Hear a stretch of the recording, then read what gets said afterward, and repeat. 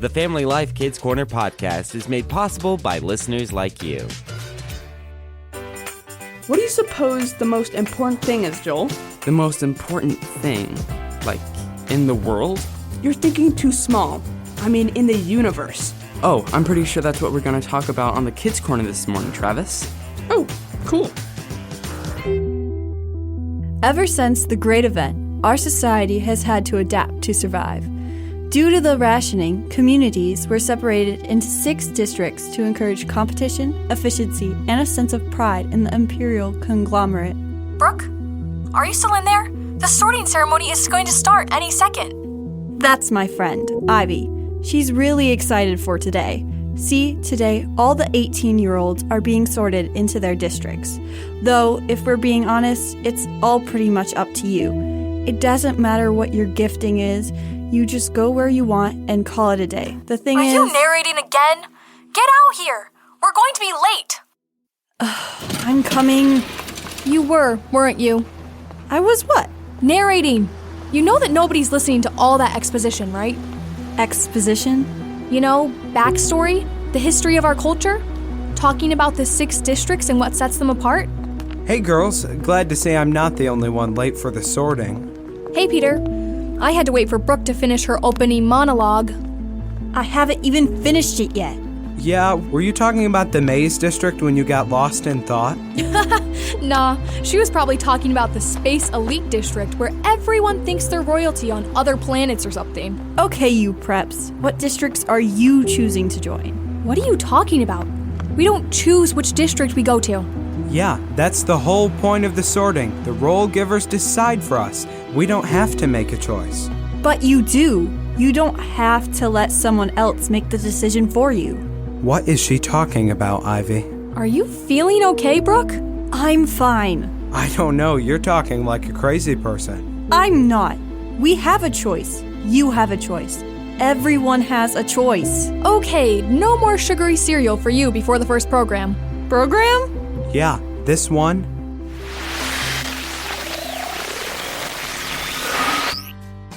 Good morning, Brooke. Doing some reading this morning? Oh, hey, Mr. Jacobs. Yeah, it's one of those dystopian YA novels. Ah, yeah, I'm familiar with that genre. Any good? I've read worse, I guess. Honestly, I've been zoning out most of the time. Okay. So not as gripping as the cover would imply, huh? I don't know. It's more that I'm a little distracted. I've been getting letters from colleges. Seems to be a lot of that going on around here. Lots of older kids looking at moving on from the garage and out into the real world. But your garage is in the real world, right? Maybe. Any schools catching your interest? Yeah, there are a couple. There's Bortesque, which has a ton of drama and theater classes. I've seen their shows, and it's just magical what they can do on that stage. But then there's Our Savior's School for the Gifted, which is really hard to get into. You practically have to have superpowers to be enrolled, and they want me to apply. Congratulations. That's gotta feel good. Yeah, but it doesn't make it any easier to choose which school to go to, though. I want to make the right choice, you know? I can only choose one. Well, would milk and cookies help the situation? They wouldn't hurt the situation. Be right back then. All right, now then, Jen Lawless, let's see what the giving games hold for you. I still think you're crazy, Pete. You're just not thinking about it historically. Yeah, because historical people thought crazy stuff that didn't make any sense. And for another, oh, Brooke, sorry, didn't see you there. Everything okay, guys? Pete's trying to convince me that... You know what? You tell her. I was just telling Ivy that if you look at the Bible, it tells us not to make graven images. Okay, what's that? I didn't know, so I looked it up. And it turns out graven images means a statue or carving or figurine that looks something like a person or an animal. So Mr. Bible expert here is trying to convince me that every statue, action figure, and whatever else is something God doesn't want us to be messing around with. Huh. It's a good point, isn't it? I know, I was shocked when I first read it too. She's not saying she agrees with you, Peter. After all, there are churches all over the world with statues and pictures and carvings everywhere. And they all are living in sin. Wow, that's quite the oversight if that's what the Bible was talking about. It's not what it was talking about. Well, there's one way to be sure. We'll have to ask Mr. Jacobs. Well, I suppose he can set things straight. I suppose he can. And until he gets back, we can listen to the radio.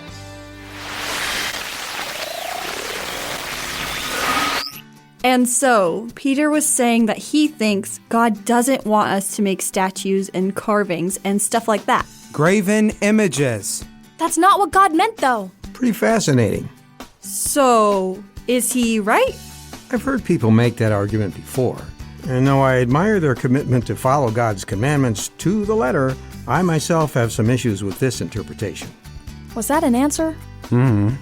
What I meant was, I don't think that's quite right. For a couple reasons. Oh, what did I get wrong? Well, maybe nothing. You might be right. But the question I have is, if God didn't want us to make things in the shapes of creatures or plants, then why does he tell his people to do that exact thing 5 chapters later in Exodus 25 and again in Numbers 21? Okay, good point, but maybe those were exceptions. Perhaps it is, Brooke, but I'm not convinced. Is that because you have another reason? That's right, Ivy. And that has to do with context. Context? It means the meaning of a teaching can be different depending on who it's being told to and when and where. Right. In the case of the 10 Commandments, God is talking to his newly formed nation of Israel, and they are about to go into a land full of people who worshiped statues, figurines, carved poles, and did all sorts of evil with them. So God told his people not to make those things because those are what other people worshipped instead of him. Exactly. But even more, those other people would say it was okay to worship them alongside God. This is something that God was absolutely not willing to put up with. And for the majority of the Old Testament, Israel tries to worship both God and these false idols, with some awful results. That makes it a lot easier to understand. By saying don't make figurines, carvings, or statues, God was saying that he didn't want them worshiping anything but him. That's how I see it anyway. Okay, but since people don't do the whole idol thing anymore, it's okay to make statues and stuff now, right? Don't they? You mean there are still people who worship statues and stuff? Well, yes, but that's not quite what I meant. You see, in Matthew 6, Jesus taught that, Taught what? I know that look in his eyes. He's got a script to explain. Sound fun? Yeah. And we can listen to the radio while we wait.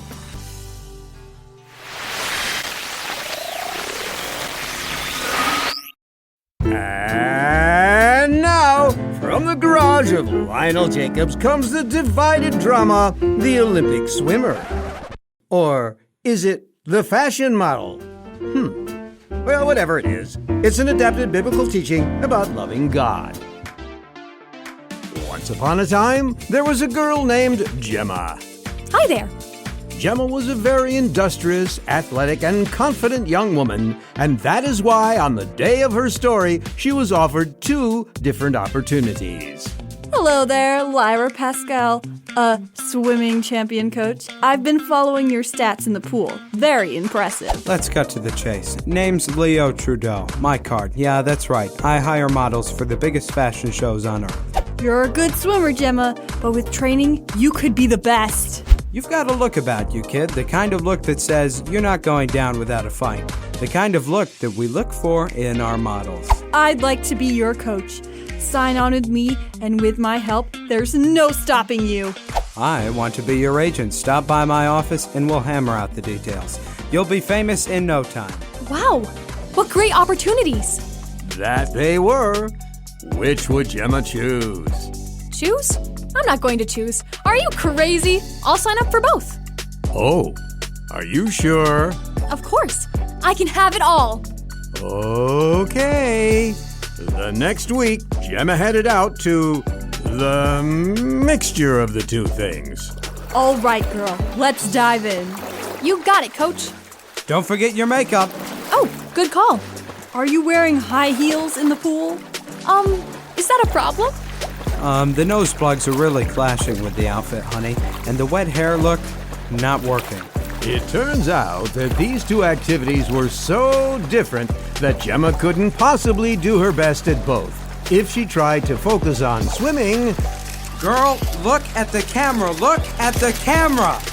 and if she tried to focus on modeling, Kick your feet. You've got to kick your feet. In those jeans, you're crazy. This whole script is crazy. the moral is... You can't be good at two very different things. No, the moral is that if you think you can worship God and something else in your life at the same time, it's not going to work out.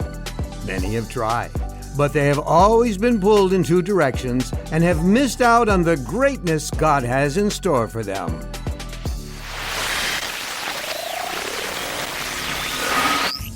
Mr. Jacobs, I've been thinking about the drama script we read earlier, and I think I'm a little more confused. Well, I didn't mean to make things more complicated. Sorry about that. I understood it. How nice for you. Yeah, and what does this all have to do with bowing down to statues and stuff like that? All right, I'll explain. When Jesus was here on earth, the people of Israel thought that they were doing a pretty good job. Instead of worshiping the gods of their neighbors as they had done for hundreds of years, they had finally decided to only have temples to the one true God and follow Him only. Or so they thought. So they thought? You mean they were worshiping idols by accident? How does that work? Jesus explains in Matthew 6:24. There he tells people that idols aren't just the statues and carvings that people make or the things we read about in mythology. Idols can look like anything or be anything, because an idol is whatever we worship besides God. Anything? Yep.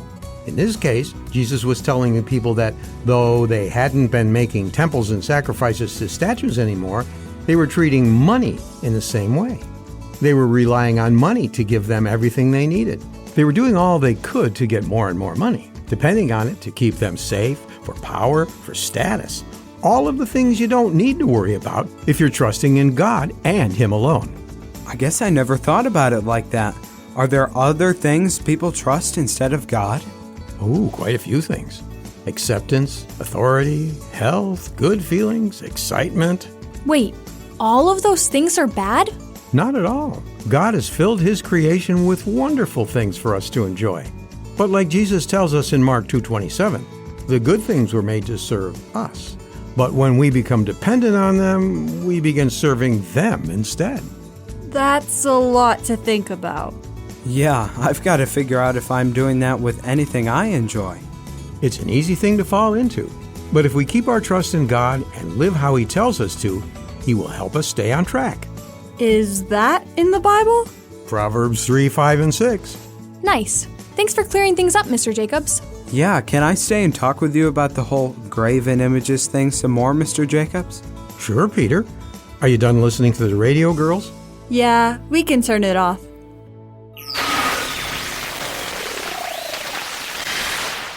Thanks for listening to the Kids Corner podcast. If you had fun listening, be sure to share it with your friends. And don't forget to hit that subscribe button so you can join us every week. The Kids Corner and other Family Life podcasts are made possible by your financial support. Learn more at familylife.org.